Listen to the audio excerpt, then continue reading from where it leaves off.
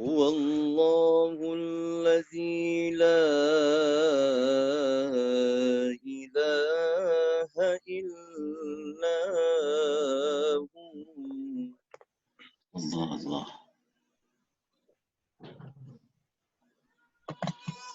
عالم الغيب والشهادة هو الرحمن الرحيم. هو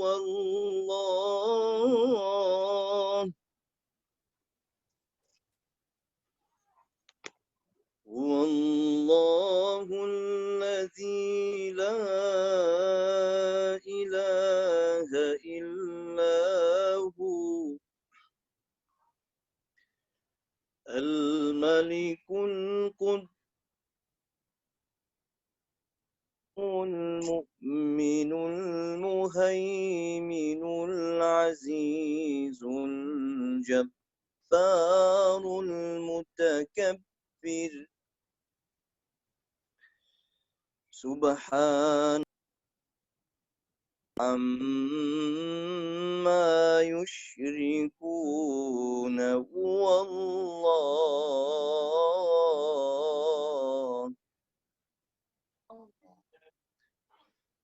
الله الخالق البارئ المصور له الأسماء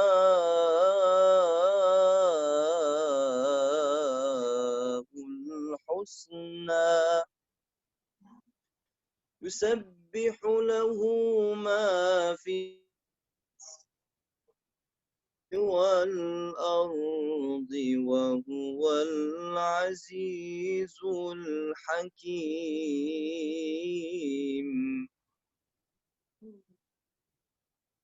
الرحمن الرحيم. قل هو الله أحد الله الصمد لم يلد ولم يولد ولم يكن له كفوا أحد. صدق الله العظيم. الفاتحة.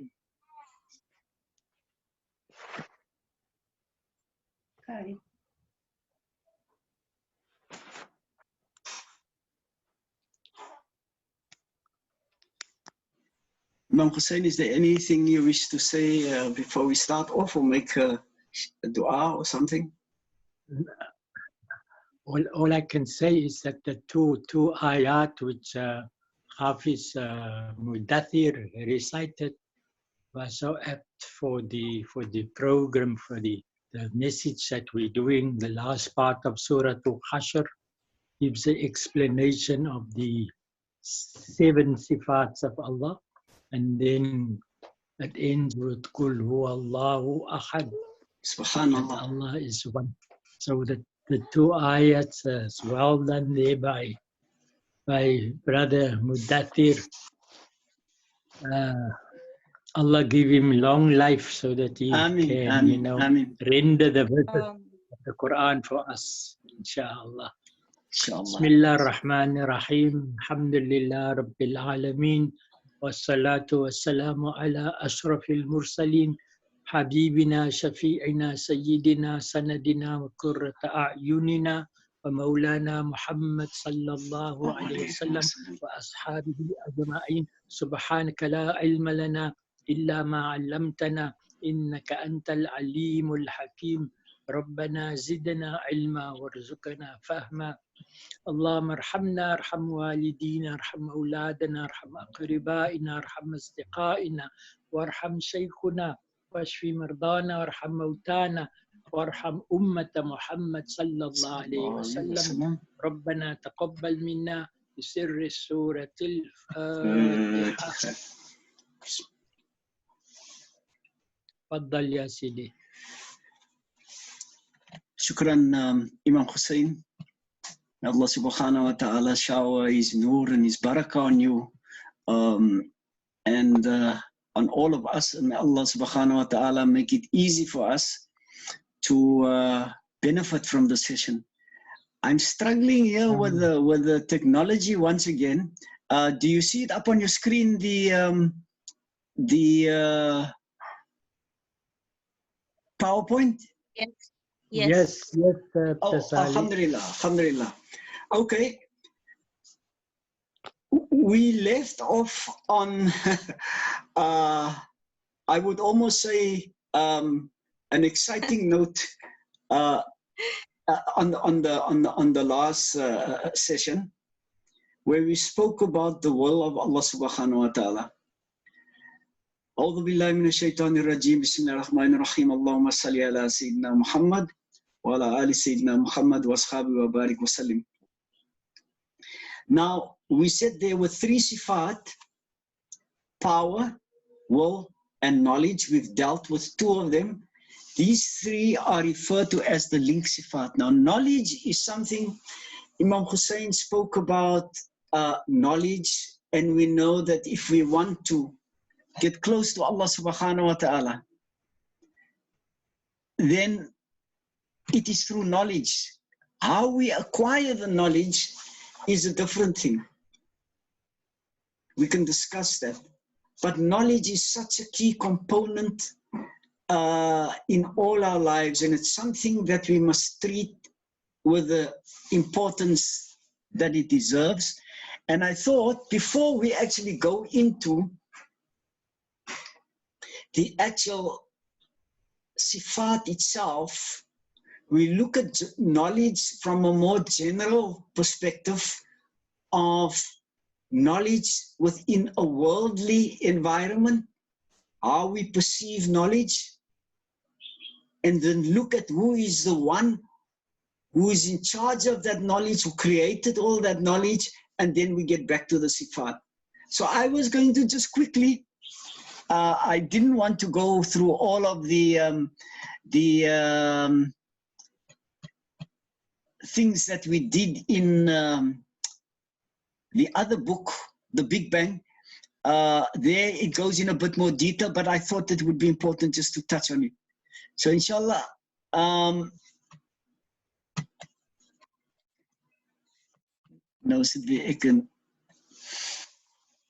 now, of course, you will all know what this is, or don't you? Do we know what that is? Abstract art, Salie. MashaAllah. That's exactly abstract art. That's the way your brain looks.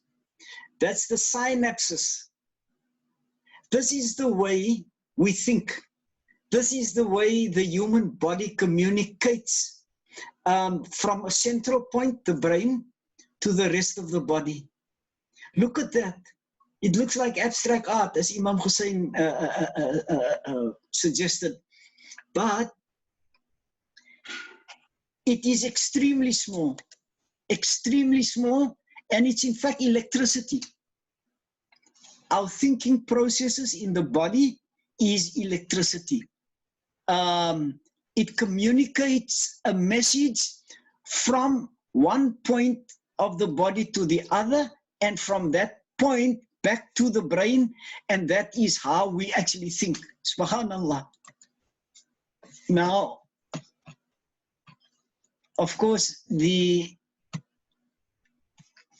I'm not going to go through a lot of explanation about what this is. You of course know that that is the brain.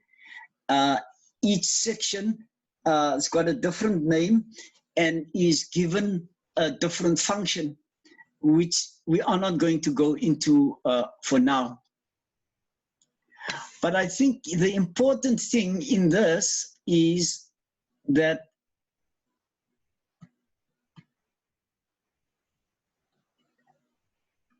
the important thing about this is just 2 key points I wish to make about the brain, and that is that we have, you know, those synapses that I showed, the abstract art picture that Imam Hussein referred to. How many of them are there? 100 billion. 100 billion neurons we have in every person's brain.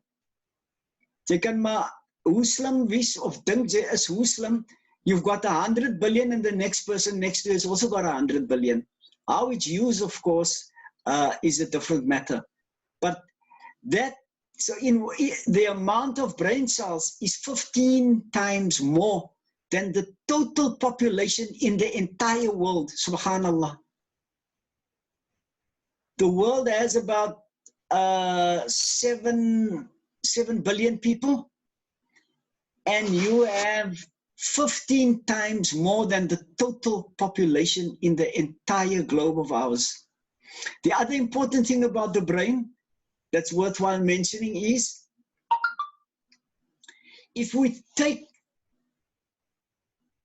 the blood vessels that supplies the oxygen and the information and the energy to the brain, it has about 250,000 kilometers of blood vessels.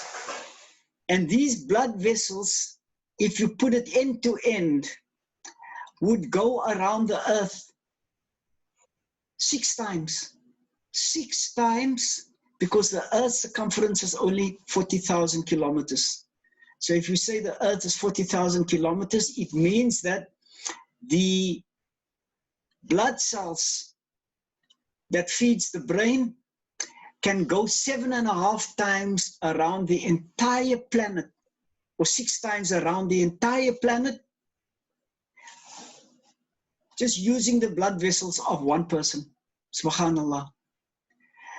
I'm not going to go more further than that, except to say that the other thing that we will look at now was basically repeating what we did in our previous session, and that is to demonstrate. We think our brains are so big and we are so clever that some people think that they can think who Allah is with their physical brains. Look at the size just of creation alone, and take yourself and the size of your brain, and you ask yourself, can that brain really understand, fathom, and know the one who is the creator of every single thing? And what did we show? We showed that that was the earth. Then we moved from the earth, went to our own solar system, the sun with all its planets around it. And from there we went to the Milky Way. And from the Milky Way we went to the universe. And the further we went, the smaller the person, not only is the person getting smaller, they're getting totally insignificant. You can't even recognize who the person is. It's not even the size of dust. But that is now from the scientific point of view. Let's get back to the Sifaat of Allah subhanahu wa ta'ala being all-knowing. Now, if we look at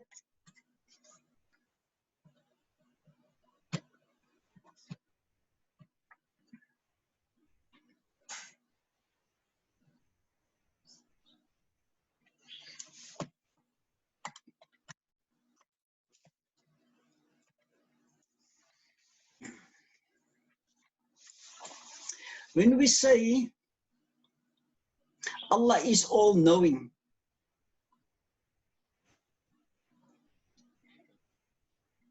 it means that Allah subhanahu wa ta'ala, normally when you ask somebody, what does all-knowing mean when we talk about Allah subhanahu wa ta'ala, what would they say? They would say Allah knows everything. And that's where they would stop. What is important to know is that Allah does not only know everything, when we talk about where we are now in the present.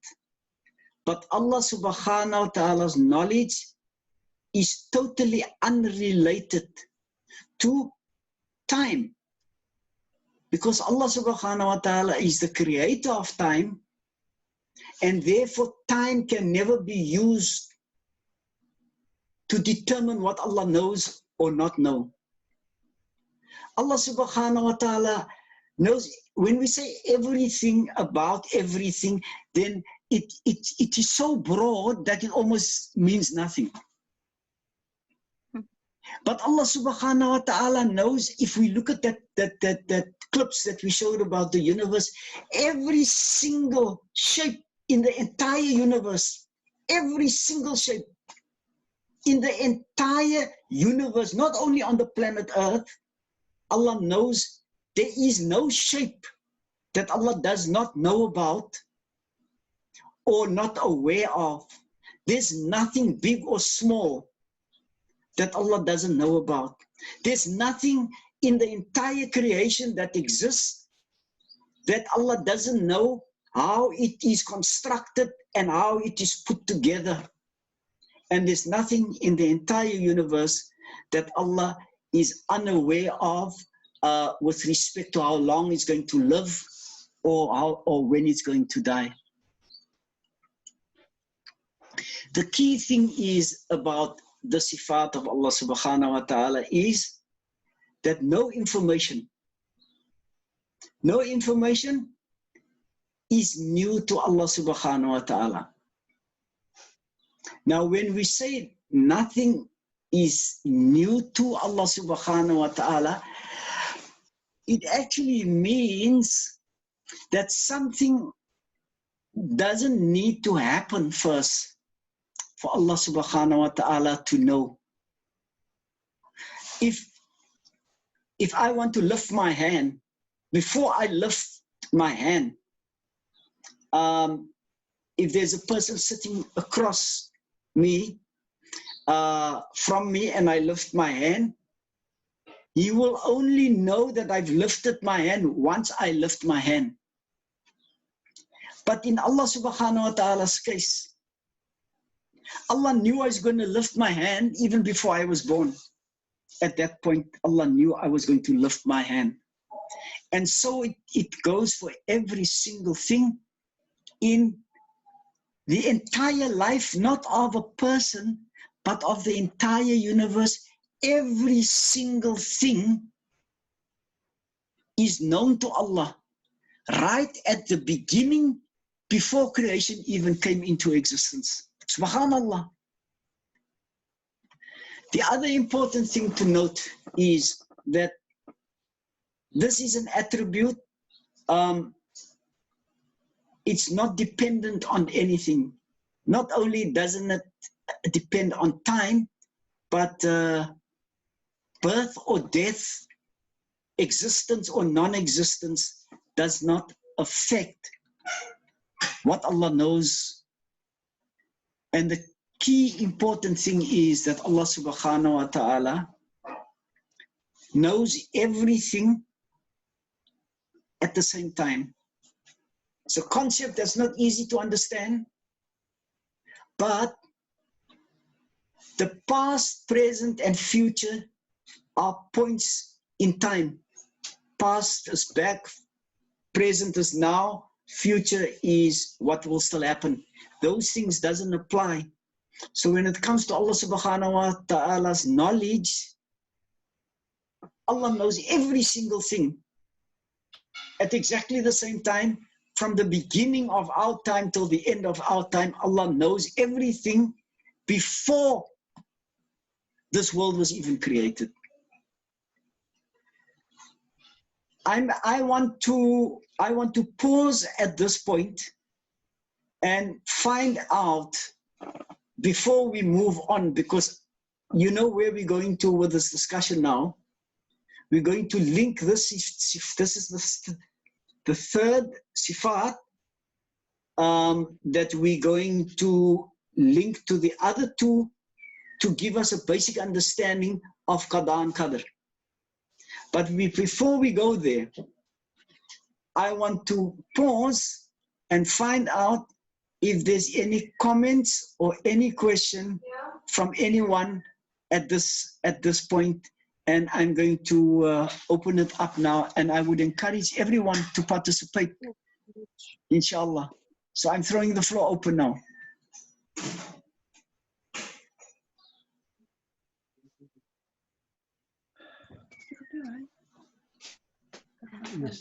Bismillah, Bismillah.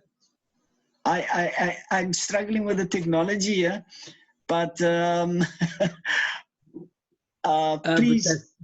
Salie, yes. Salie, yes. In the beginning, when you put up the what do you call it? The brain and the yes. the universe and the 100 billion or million neutrons. Yeah. 100 billion. Yes. Billion. So there's an ayat in the Quran, Sanurihim ayatuna fil afaq, and we will show them our signs on the horizon. And then immediately after that, wafi anfushim, and within themselves. Yes. Don't they understand? Sanurihim ayatuna fil afaq wa fi anfusihim afala tubsirun. So the signs in the universe is to be found within ourselves as well. Subhanallah. Like the similarity is being made with the universe and with the self. So that is why some of the Sufis has mentioned in their books that the macrocosm and the microcosm. We are the microcosm and the universe is the macrocosm. Whatever is to be found in the universe is to be found in us. And they use this ayat to substantiate that. Alhamdulillah. Shukran for that comment, Imam Hussein. And Mudathir, are you still with us? Yes, Uncle Salie, I'm here. I would like to find out if you have any comment or question. We're talking about knowledge, and we know that this is the one Sifaat that almost describes our role here on this dunya. As believers, we must seek to know Allah subhanahu wa ta'ala. That's from a tasawwuf perspective, that is our function. Pursue the path to get to know Allah subhanahu wa ta'ala. So, yes, what is your just one comment or question? I've got just wanted to mention one thing, Uncle Salie, is that alhamdulillah, every night we're sitting with Sheikh Waib, and we're doing the book of Imam Ghazali. Yes. Imam Ghazali spoke about every night a different council, and of the council of knowledge, ilm, he spoke about action and knowledge, that we have to act on our knowledge. And then when he spoke about the ayah in the Quran, Allah subhanahu wa ta'ala says, وَمَا خَلَقْتُ الْجِنَّ وَالْإِنسَ إِلَّا لِيَعْبُدُونَ. And then Ibn Abbas, he commented and he interpreted the ayah also, وَيَعْرِفُونَ, to know Allah. Allah created us to know Allah. But so Sheikh Waib commented and he said that in order for us to worship, we first have to know Allah subhanahu wa ta'ala. Subhanallah. So in fact, you weren't here when Imam Hussein reminded us about what Allah subhanahu wa ta'ala, the question Allah subhanahu wa ta'ala put to all human beings when they were still in the angelic phase. Before we were born, Allah assembled the ruh of the entire humanity in one place and asked them, Alastu bi Rabbikum, am I not your Lord? Now, if Yes. we take that and that we responded, you are our Lord, then what we must draw from that is there was a time in the history of every single human being when they could say with certainty and with knowledge, Allah subhanahu wa ta'ala is our Rabb. Now, we've lost that. We've lost that certainty that Allah subhanahu wa ta'ala is our creator, our master, our Rabb, our sustainer. We've stained our hearts because knowledge of the brain is one thing, but the knowledge of the heart is another. And we're not going to repeat what was said about it's only with a purified heart that we can truly know Allah subhanahu wa ta'ala. So it's good to remind ourselves about the importance of knowledge. But when we say Allah subhanahu wa ta'ala knows everything, we must really, you can't just make the statement and say Allah subhanahu wa ta'ala knows. Demonstrate it. And the more you demonstrate it, the more you will see how great and how glorious Allah subhanahu wa ta'ala really is. So shukran for that comment. Any other comment or question before we move on to the next point?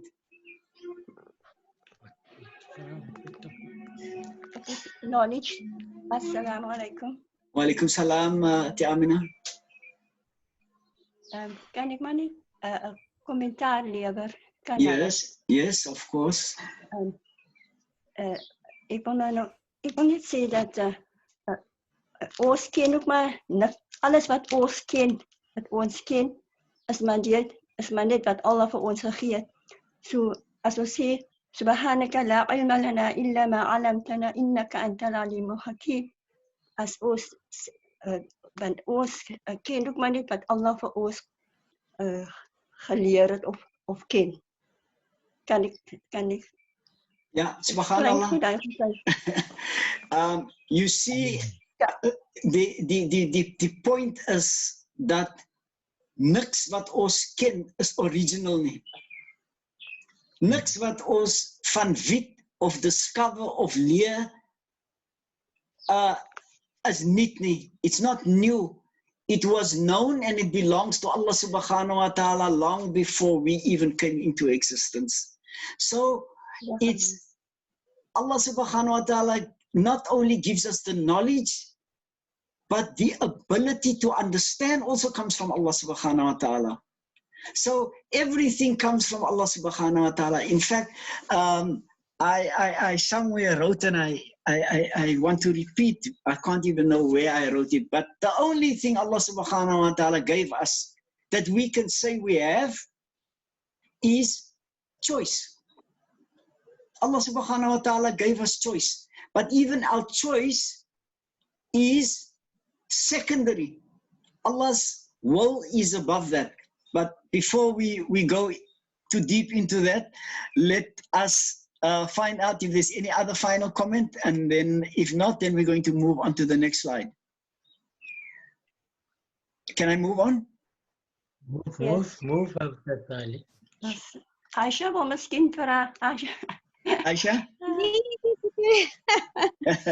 Okay, let me move on. I'm just thinking that our conceit is what hinders us into thinking that we know. Yeah. It's so dangerous when we think we know or claim that we know, that you're actually setting yourself up as a partner to Allah subhanahu wa ta'ala. May Allah protect us. And no matter who we are, at some point or other, we all fall in that trap. Can we actually think that we all fall in that trap? All of us. We are weak. We are so weak. When you say, no, I know. No, I can. Don't worry, I will do this. You claim for yourself the ability to be able to do things from the moment you get up. And it's only when we reach that very, very elevated status and state of the awliya, that we become conscious of everything that we do in our lives. But we are weak, and Allah subhanahu wa ta'ala knows that we are trying, and we ask Allah subhanahu wa ta'ala to assist us so that we don't fall in that trap so often. Let me go over to the next sifat. Now, you know, when I do this, and I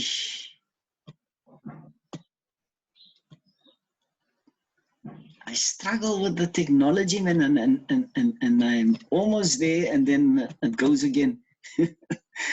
Subhanallah. Okay, let me put it up like that.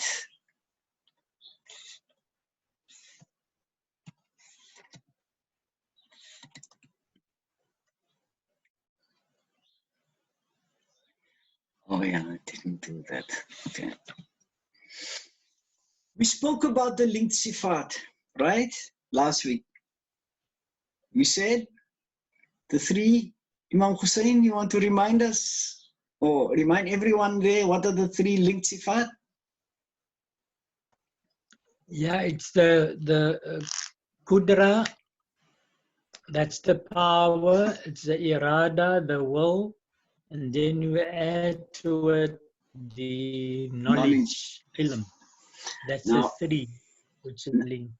Now we're going to deal with or with knowledge. We've covered basically all three. Now, what must be quite clear, or that we should never forget, is the fact that nothing about Allah subhanahu wa ta'ala is dependent on anything, ever. Nothing about Allah subhanahu wa ta'ala depends on anything. So when we talk about the three sifat are linked, the way some of the scholars are referring to those three sifat that Imam Hussein mentioned now, should not be mistaken for the one sifat needing the other sifat or depending on the other sifat. Nothing about Allah depends on anything. Everything about Allah subhanahu wa ta'ala is absolutely perfect and beyond need and cannot be changed, improved, or decreased. Everything is absolutely perfect. So it's only for us to understand it better in a worldly context. Now, the first question is, you want to do something, you have a desire to do something. And the example that I've put up there, a sick person who wants to lift up his hand.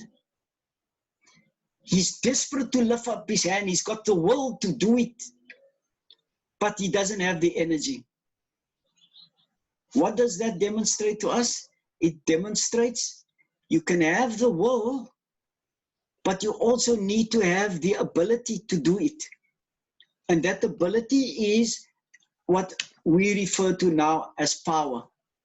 Power. But now, a person, can you do anything? Can you lift your hand if you don't even know you have to lift your hand or you want to lift your hand? It's impossible.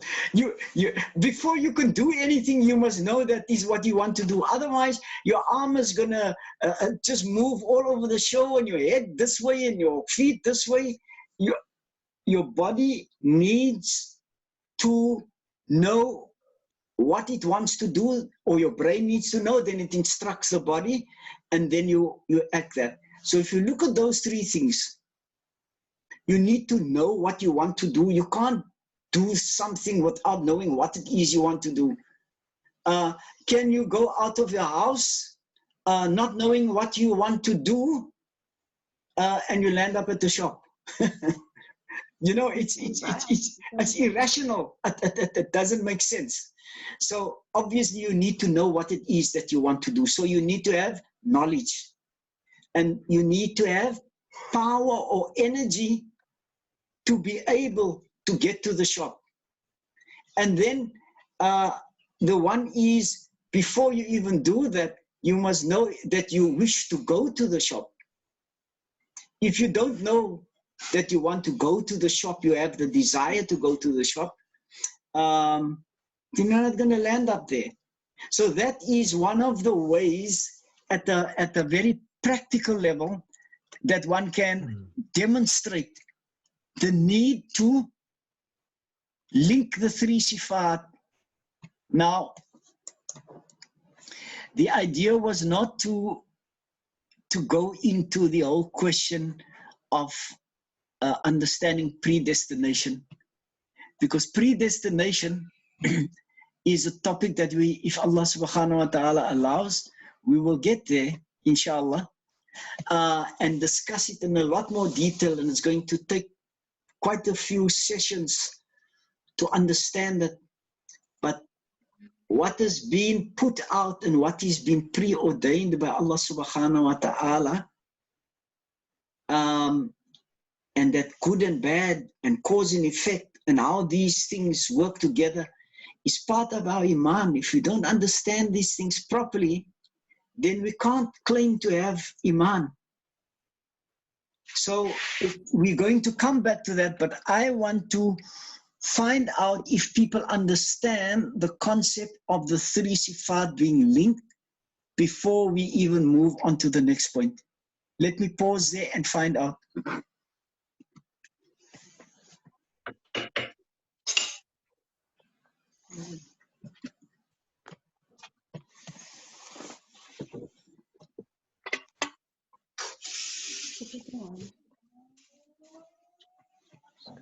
Can I hear?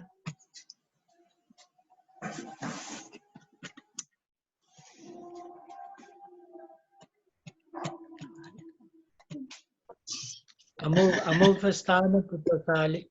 Amo verstaan het. Alhamdulillah. All right, then I think what we should do, I see Muhammad Fasih has actually joined us, so it would be, maybe we'll just ask him just to greet, and we will continue, and we will ask him to participate like he normally does. But for now, Assalamu alaikum, Muhammad Fasih, welcome.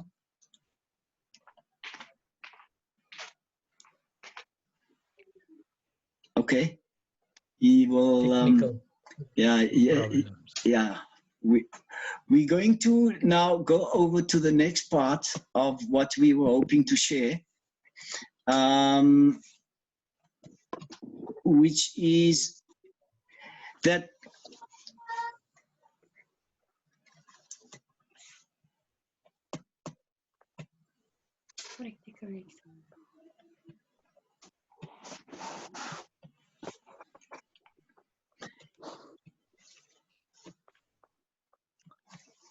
What happened now? can you see? Yes. Okay, you can see. Alhamdulillah. One of the things about knowledge is that knowledge is a two-edged sword. And the point that the Amina made in one of the previous things about Riya, knowledge is something that is normally very closely associated with Riya.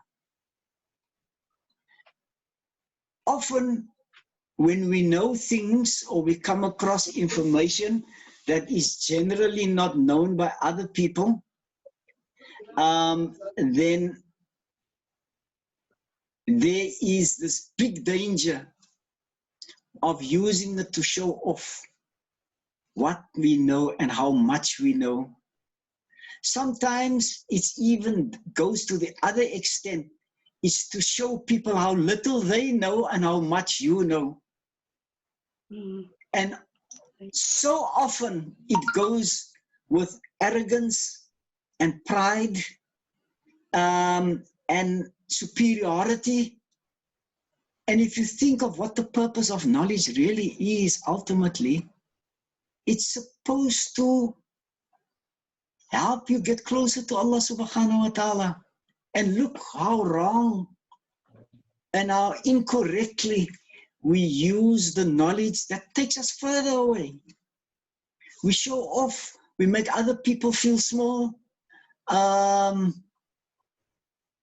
We hurt people's feelings with what we know.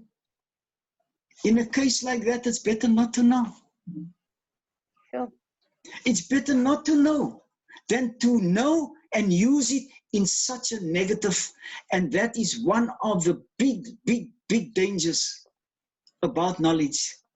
And I ask that Allah subhanahu wa ta'ala must protect all of us. Protect us from not falling in that trap.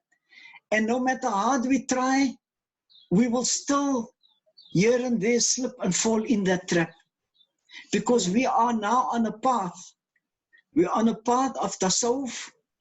We are on a path of pursuing knowledge with the idea of wanting to get closer to Allah subhanahu wa ta'ala.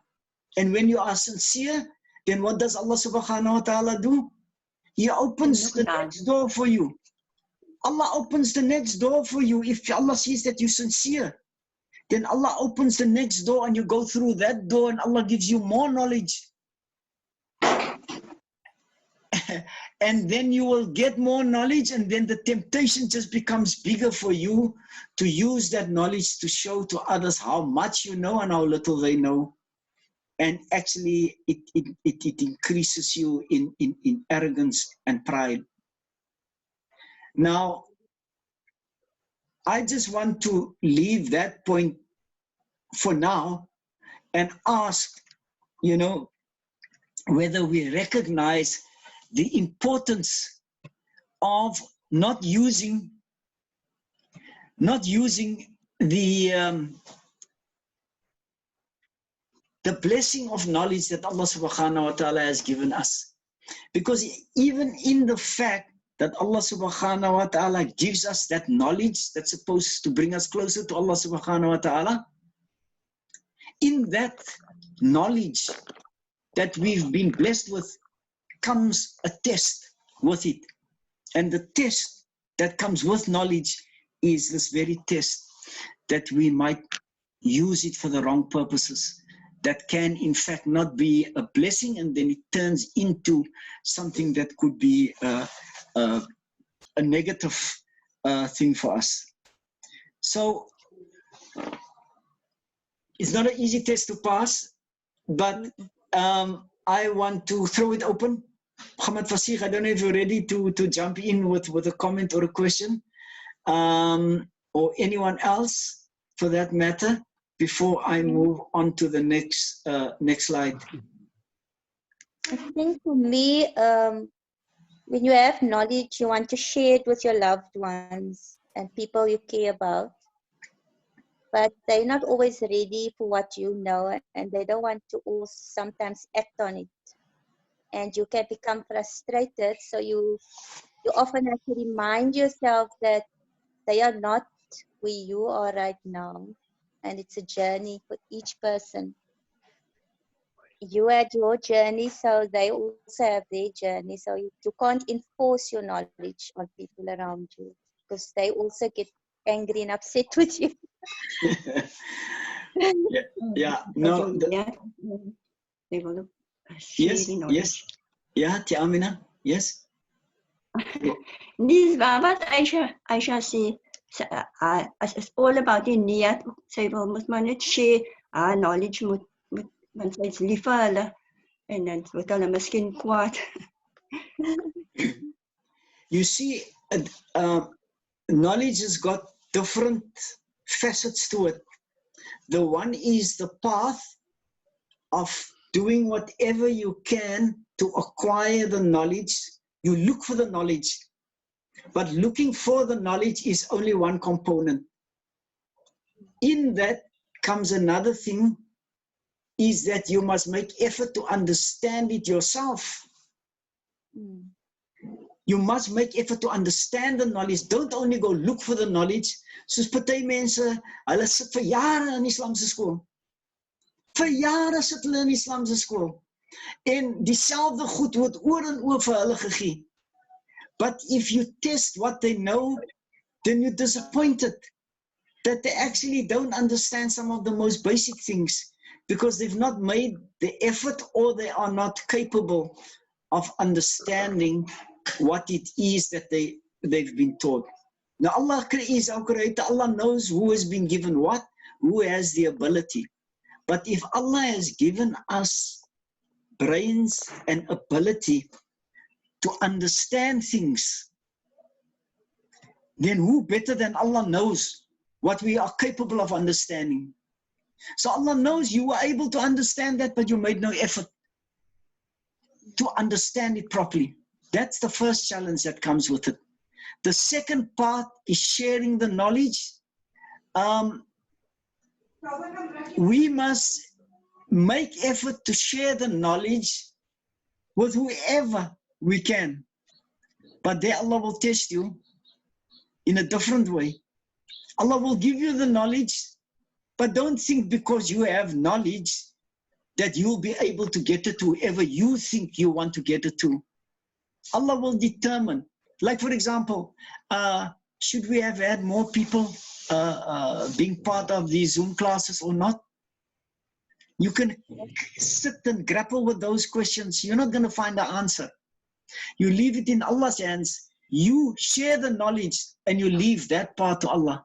Then of course there's the third part of knowledge, and that is you must act on that knowledge.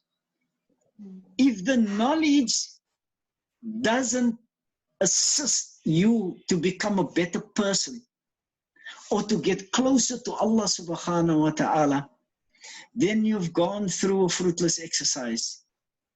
You've not benefited out of that knowledge. So the knowledge should be that it gives you an understanding, a better understanding. It puts an obligation on you to share it with others. And thirdly, to implement it in your own lives. We can't determine for others what they know, what they should know and what they should not know. We can only take them to the water. But jy kan nie die pet se kop binne in die water gaan hou nie en op die pet gaan drink nie. Jy kan die pet verdrink. You can take them to the water and show them the water. And the rest, you must leave in Allah's hands. But especially when it comes to younger people, I believe we often miss the boat of how we communicate with the younger generation. We can't put things across to them in a way that makes it easier for them to engage with us on the issues. We put things in a way, the way we were taught, and we forget that these are youngsters who, they're so clever. They've learned things in primary school that we didn't even learn in high school. So they are extremely clever, and the way we put things across must be logical to them. It must make sense. You can't just say, jy's Muslims, jy moet net and jy glo net so. You chase the people away from the deen. So how we present is as important as to what we present to the people around us. So true. Yeah. Any other comments or questions at this stage? I think it's also a mercy from Allah when you understand the knowledge. Yes. Like Salie said, we sit in a madrasa, we learn things, but not everybody understands it. So that's also Allah's rahmah to get to you, that understanding. Subhanallah, subhanallah. And you must understand that the moment you are able to understand something a bit better than someone else, without being boastful about it. But Allah subhanahu wa ta'ala has given you the ability to understand that particular thing that other people found difficult. Firstly, it's a great, great, great blessing But don't think you are special, because you're going to be tested with that now. Allah is going to say, but I gave you the ability to understand that. What did you do with it? It could be something that becomes a burden for you as well. So yes, it's a great blessing, but with it comes also the test. But even the fact that we can spend our time here together discussing ways of how to get closer to Allah subhanahu wa ta'ala is in itself a blessing that Allah subhanahu wa ta'ala has given us. Just not the time and the energy to participate, but even the willingness of being part of something, this desire of wanting to get closer to Allah subhanahu wa ta'ala is something that's very special. And we must treasure it, and we must feed it, and don't let go of it. And moenie so gou moeg raak van die nie.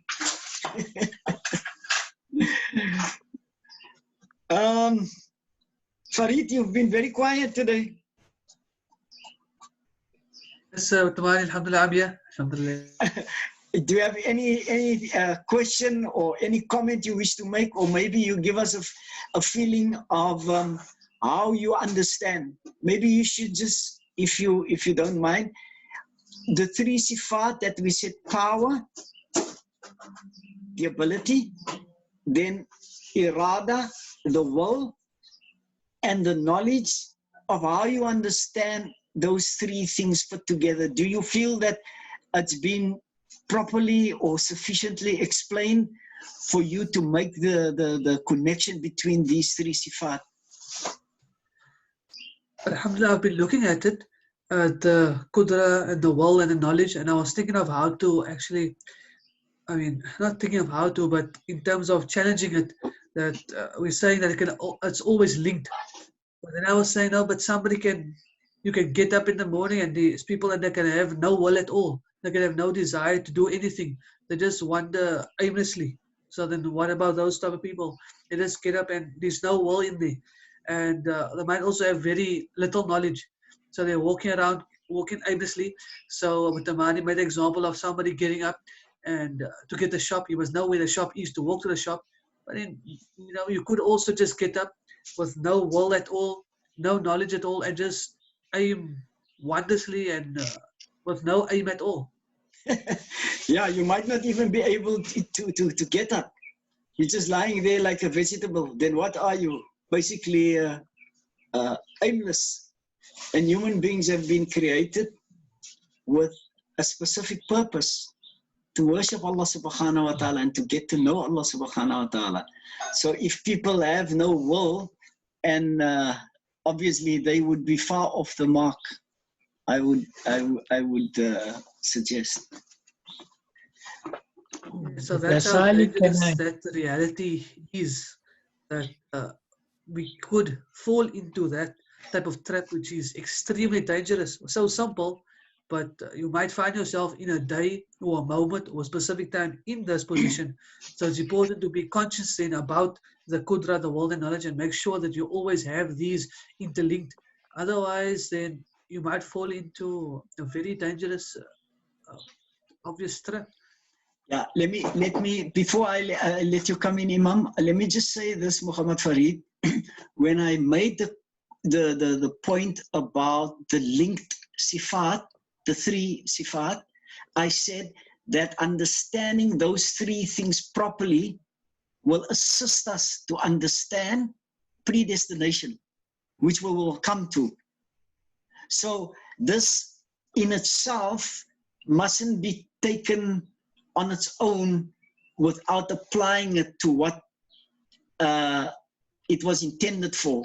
In fact, the whole concept of the linked sifat was utilized by scholars in the past to explain the whole question of predestination, the decree of Allah subhanahu wa ta'ala, how to understand it.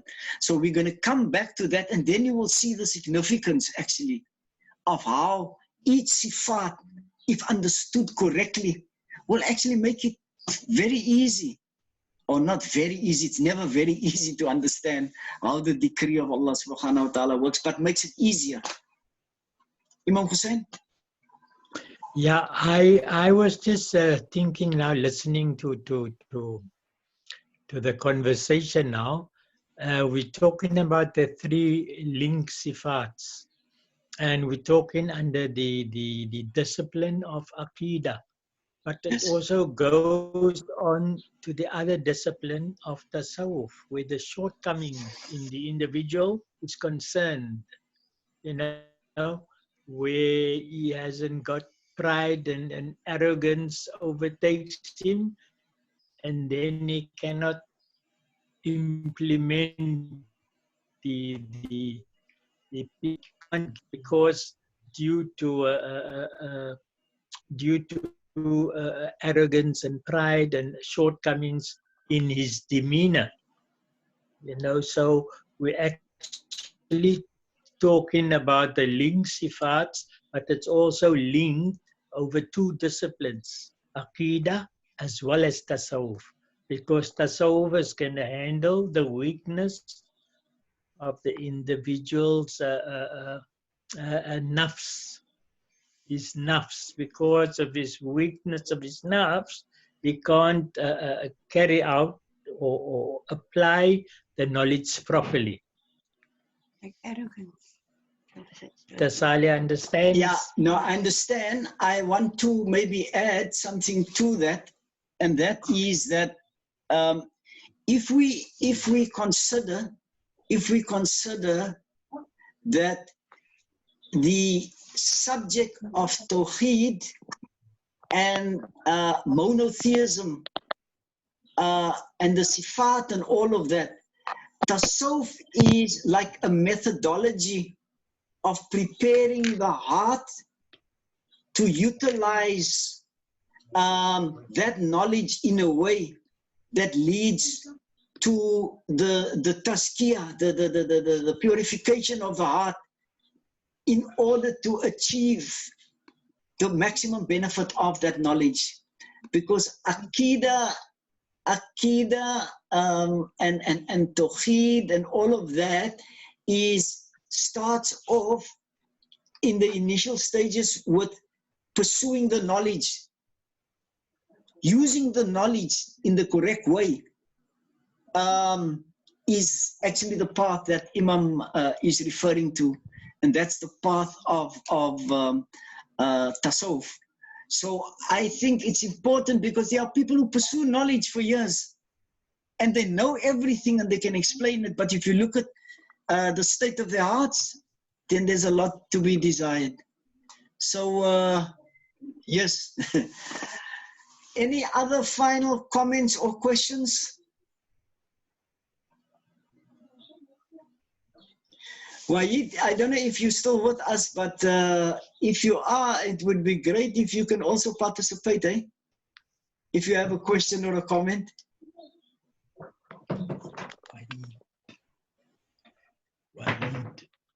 Assalamu alaikum, Uncle Salie. Wa alaikum salam, Wahid. How are you? Alhamdulillah, good. Well, I'm just following and absorbing the information and the knowledge, alhamdulillah. And the way you put it across is quite opening to one's understanding. But I'm now more so interested in particularly the next step when you're going to explain to us the predestination, which is the qada and qadar. But like you said, to stitch how knowledge and or ilm and the will and the power of Allah works, to get that understanding first, so that we then can grasp the idea of how qada and qadar works. So, alhamdulillah, for your explanation, I do have a fair understanding of Allah's power and His will and His knowledge. But like I said, I'm more interested in knowing how that 3 together sort of explains what qada and qadar is all about, and how we can understand that. Shukran. Yeah, no, shukran, Wahid. I just want to say there's other things that's equally linked and that is good and bad comes from Allah. How do we really understand that? How do we understand cause and effect?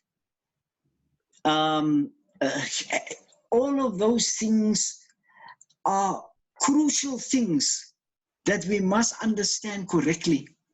Otherwise, we don't do justice to our Lord. We ascribe things to Allah, or sometimes we don't even want to say it, but we think it. Oh, hoe werk die? Hoe kom met Allah die gedoen en die gedoen? We don't say it because our foundation that we are building our Tawhid and our Aqidah on is built on dubious and shaky foundations. So the questions you must ask, and every single person who thinks about Allah must have questions.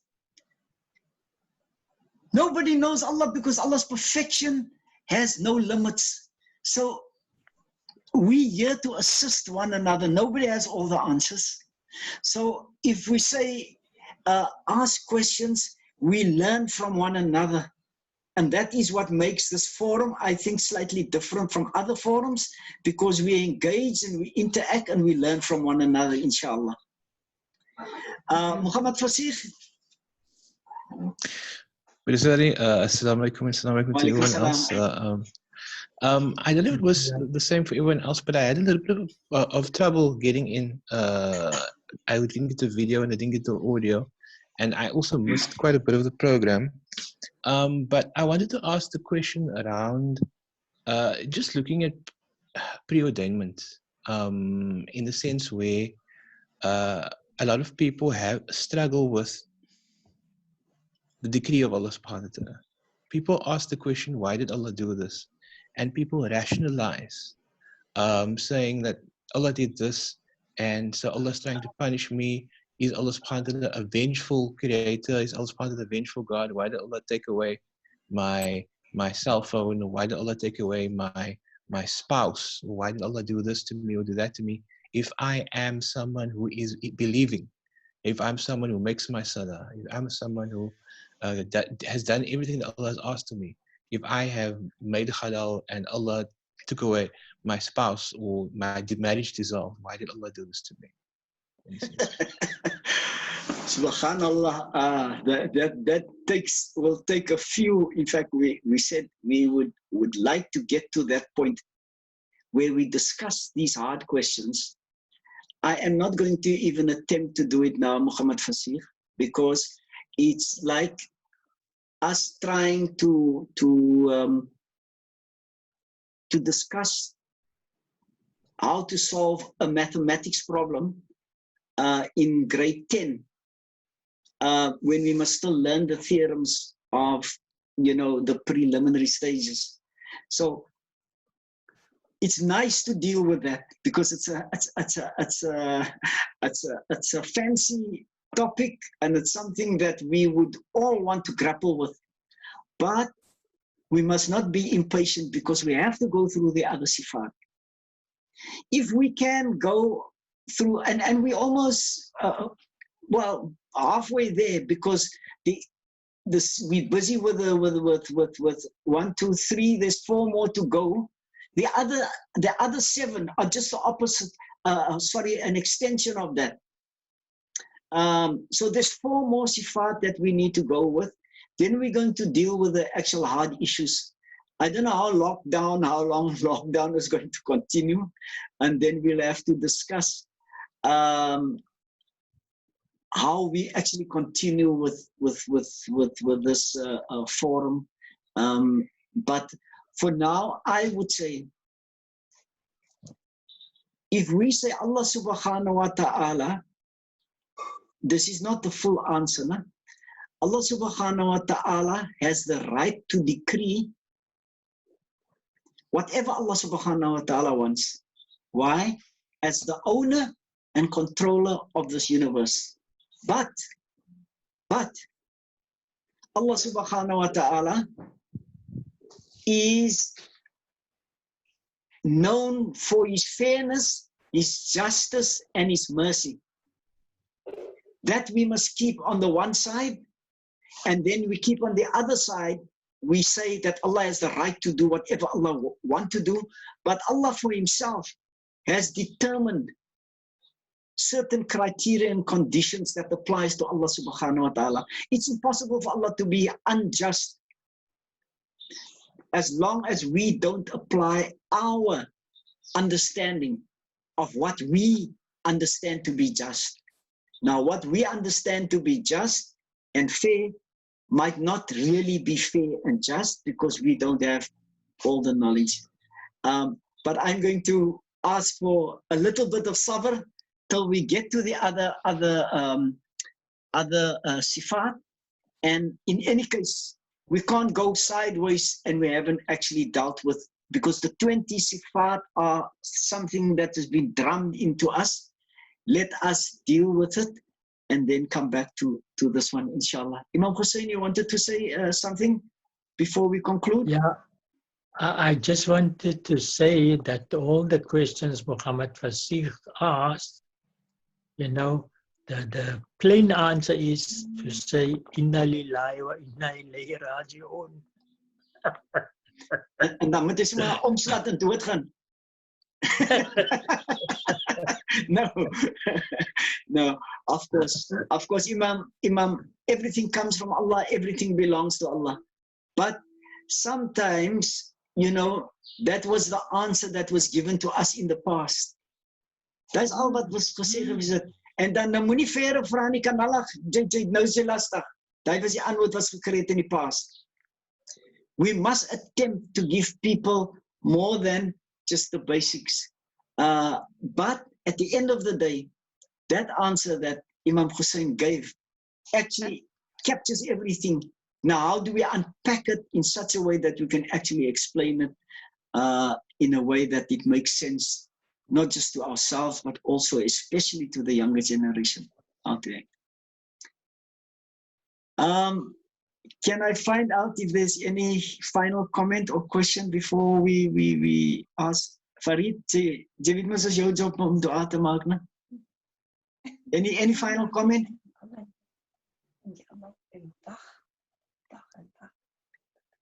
Wat sê jy, Amina? Sy het my net hard gedink, Boeta Salie. Okay, ja, nou sê, nou ons kan baie goed hoor. Ons hoor wat sy dink. All right. Muhammad Fasih, anything else before we ask Farid to make? I think just on the comment of Buddha Hussein, which I think encapsulates the answer very well, even if it's just on the surface level, and that is that tying that into what Buddha Salie said, from what I understand, Allah subhanahu wa ta'ala's knowledge is beyond our knowledge. And so therefore, as human beings, even the way that we understand Allah subhanahu wa ta'ala's qada and qadr, we understand it from what we've been naturalized in and how we understand the world. So therefore, we cannot truly understand the true nature of fairness because we are a little unfair. And we cannot understand the true nature of mercy because we ourselves lack mercy to a certain degree. So therefore, Allah subhanahu wa ta'ala, who is the owner of all those qualities and dispenser of all those qualities, can only truly measure out better than our understanding, I think, in terms of that. That's how I understand it, coming from those two concepts. Inshallah. We hope that, you know, not that I want to put people on the spot, but I come from a kind of background where if we discuss something, it's always good to check how well people understand things if they say they know. And maybe at the end of all of this, you don't have to test it here amongst everyone else, but test what you know. Are you able to explain it in a way that makes sense? But that is something that we are aiming towards, that when people ask you about this question, you'll be able to explain without being hesitant or unsure or whatever. But shukran very much. as you can see, we didn't run out of time because I upgraded the program. I thought that maaf laat ek dit nou moet sê, but ek spandeer so baie geld op sigarets. Why can't I spend some money on this and upgrade the program so that we don't have this problem and getting switching back and forth like this? So alhamdulillah, we can record, and what I hope to do, I'm still struggling with the technology. I want to upload these all these sessions on YouTube, so that whenever people want to go back on any aspect of what we've discussed, I've missed a few of the sessions because I forgot to press record. But I'm making sure that I do a record now, and I will undertake to upload it as soon as I can. And if we can just make sure that we have a list of all the people. I don't know, Farid, did we give you that responsibility to make sure you get the contact details of everyone? And we're going to ask Muhammad Farid to make dua for us. Shukran to everyone for your presence.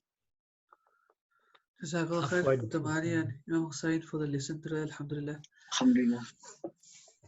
فاتحة بسم الله الرحمن الرحيم والعصر إن الإنسان لفي خسر إلى الذين آمنوا وعملوا الصالحات وتواصوا بالحق وتواصوا بالصبر.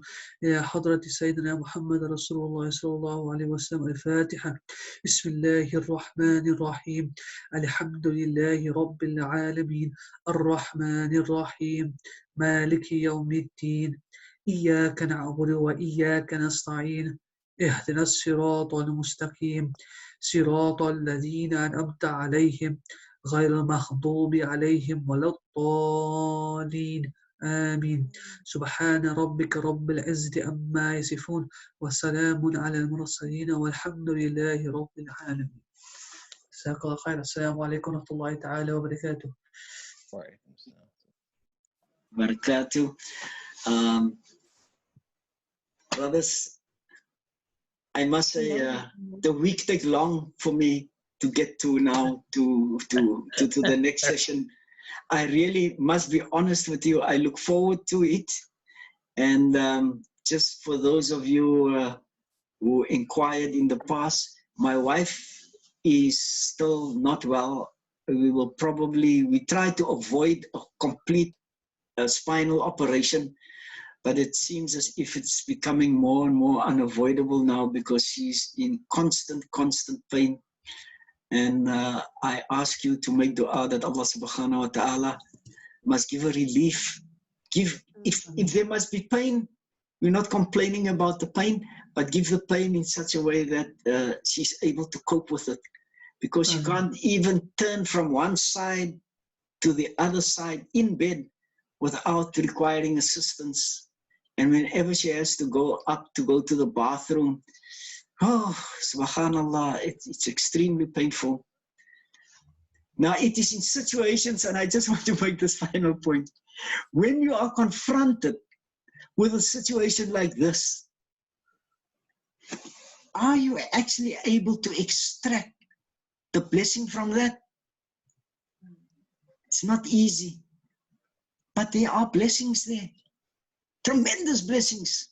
Not for her because she's pain, Allah gaat haar vergewe, alles so en nie. Vir almal rondom haar wat het experience, there's potential blessings. It's to be able to see things through new eyes and to actually, in every difficulty, every hardship, every test, every calamity, every crisis, there's a great blessing locked up. Why? Because Allah subhanahu wa ta'ala is the most merciful. May Allah give us the eyes and the hearts and the minds to recognize those blessings when we are confronted with it. But please make dua for my wife, inshallah. For every pain and suffering, Allah removes a sin from you. Every pain and suffering, Allah removes a sin from you. Subhanallah. But you know, may Allah give you the ability to sabr, you know. This we always between sabr and shukr, sabr and shukr. When the going is not good, we sabr, and when it's good, we make shukr. We always between these two positions. Allah make it easy for inshallah. And for Salie. And give a shifa kamil inshallah. Amen. Amen. Nee, vir my is dit alright. Ek kry dit easy. Ek kry dit easy. Ek meen nie om die odds and sods te doen nie. In fact, op my ouderdom van pas, and I'm now 71 now, that my eyes have only opened now recently, where I start seeing certain things, especially in the relationship with my wife. This was no the intermission session.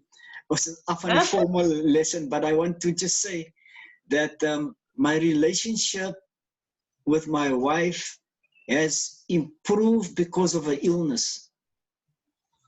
I've been given more responsibilities, but Allah subhanahu wa ta'ala has removed some of the veils that were there for 69 and a half years. I couldn't see. I walked past these blessings all the time. So I am pleased that Allah subhanahu wa ta'ala has given me this opportunity, and I hope that we'll be able to benefit even more out of it, and not treat it as a hardship or a difficulty. Alhamdulillah. Shukran. Alhamdulillah. Alhamdulillah. Alhamdulillah. Shukran, everyone. May Allah be pleased with all of you, and may Allah subhanahu wa ta'ala put nur in your hearts, nur in your homes, nur in your relationships, give you good family and friends and relationships, and that all of them must assist to get you to become closer and closer to Allah subhanahu wa ta'ala at the end of everything. Shukran jazilan. May Allah be pleased with all of you. Shukran. Assalamu alaikum wa rahmatullahi wa barakatuh. Salam wa rahmatullah. Salam, Auntie Amina. Hi, salam, Aisha. Wa alaikum salam. I would like to meet you. You know me from Paul. MashaAllah. Hi, yes, Aisha. Yes, small world, eh?